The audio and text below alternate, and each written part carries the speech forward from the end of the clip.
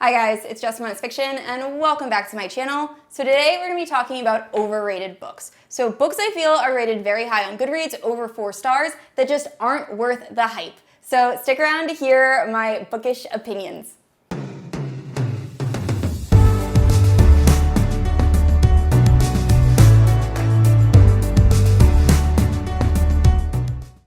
Alright guys, so this is a follow-up video to a video I posted last week where I talked about books I adored that were rated very low on Goodreads.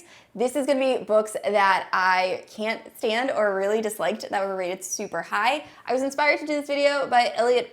She has amazing content and she did a whole series, I think there's 3 videos, where she rated her books and her reading taste against Goodreads. So I will leave all of her videos linked down in the description below. Check out her content. She's amazing. She's been doing this for a while.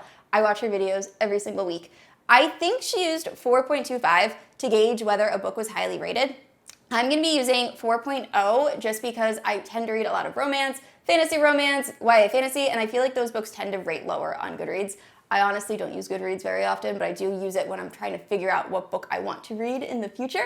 And if you're unfamiliar with my channel, I post new videos every Thursday and Sunday, and if you haven't yet, please like and subscribe. You can also hit the notification bell to be notified whenever I post new bookish content. You can also check out my Instagram. It is linked down in the description below, and it is full of just fun, new stuff that I don't get to post on YouTube, so more of the day-to-day life. With that being said, let's get into this list. All right, starting off with fantasy. So the first one is YA fantasy, and it is a Beauty and the Beast retelling, and it is A Curse So Dark and Lonely, and this was rated, I believe, 4.08. And I was surprised this was over 4 stars, but also kind of not, because I know it is very popular. However, I just feel like it's not the most original Beauty and the Beast retelling. So this follows a girl, and through a portal, she is taken to this kingdom where there is a king that is cursed and becomes a monster, very similar to many Beauty and the Beasts. And there's also a side character that I think eventually they develop a love triangle. I haven't read past the first book. Like I said, I wasn't a huge fan of the first book, and yeah. The romance just didn't do it for me, and the characters just felt a little bit one-dimensional. I wasn't also crazy about the writing. There was just nothing about this book that really stuck out and made me want to continue reading. So I was very surprised it had over 4 stars on Goodreads. But either way, I think if you do like Beauty and the Beast retellings, this isn't a bad one to check out. Personally, just not my taste.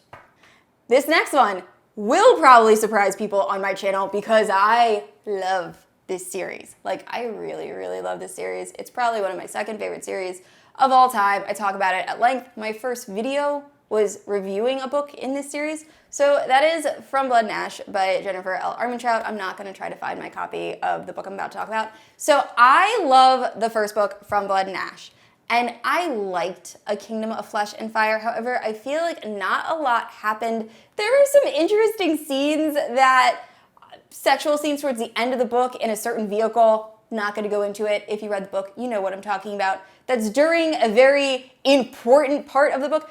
I don't know. I wasn't a huge fan of the second book. Look, I've reread it. I like it. I like the series as a whole. Still one of my favorite series. I was just very surprised A Kingdom of Flesh and Fire has a 4.5 on Goodreads. I do not think it deserves that.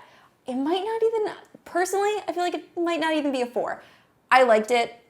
I liked seeing the main character's growth, and I liked the relationship with her and the love interest, to not give away spoilers. However, 4.5, I don't think it's worth a 4.5.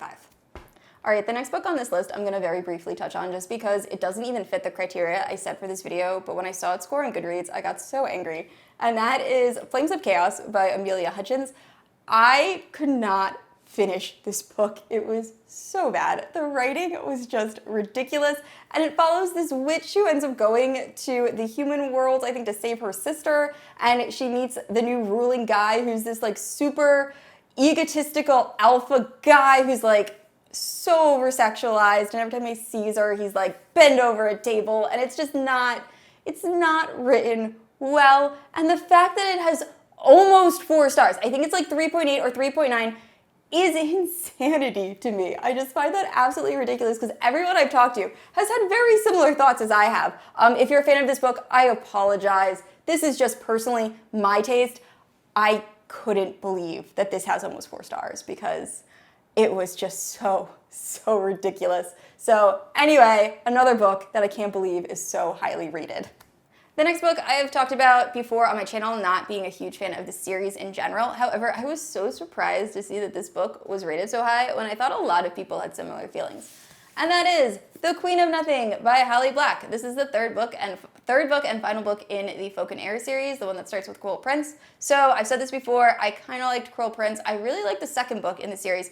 And then Queen of Nothing, I hated. I thought the ending was very odd. I think Carden deserved better. It just didn't feel final to me, and I just wasn't a fan of a lot that happened in this book. I feel like the second book was very clever and very well done. You really had to think with the fairies and the trickster elements, and it kind of lost it here. It just felt like a very odd ending. So I'm not a fan. However, I thought a lot of people weren't fans of this book. I've seen a lot of people on BookTube being like, oh man, I really hated the last book, or I didn't like the last book. This has a 4.3 star on Goodreads. So I don't know how this is rated so high. Personally, I wasn't a fan. I know a lot of people that weren't a fan, so I think this is the second highest rated in the series, which just baffles me.